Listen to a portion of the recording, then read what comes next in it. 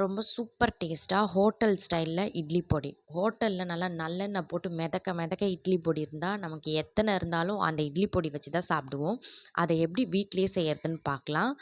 அதுக்கு இதெல்லாம் தான் தேவையான இன்க்ரீடியன்ட். ஒரு பாத்திரத்தில் 3 டேபிள் ஸ்பூன் கடலைப்பருப்பு சேர்த்து நல்லா லோ ஃப்ளேமில் வறுத்துக்குங்க. இது வந்து பார்த்திங்கன்னா அந்த கடலைப்பருப்புடைய கலரும் மாறும், நல்லா வீடே மணக்கிற மாதிரி அரோமா வரும்.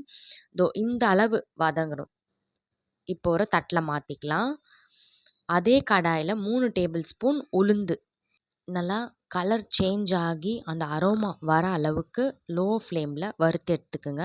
இந்த அளவு வறுபடணும். இப்போ அதையும் அதே தட்டில் சேர்த்துக்கலாம். இப்போது கடாயில் 1 டேபிள் ஸ்பூன் வெள்ளை எள்ளு. இது ரொம்ப நேரம் கடாயிலே இருக்கக்கூடாது, சும்மா போட்ட மாதிரி எடுத்துருங்க, இல்லைனா வந்து கசந்து போயிடும் நம்ம பொடி அரைக்கும்போது.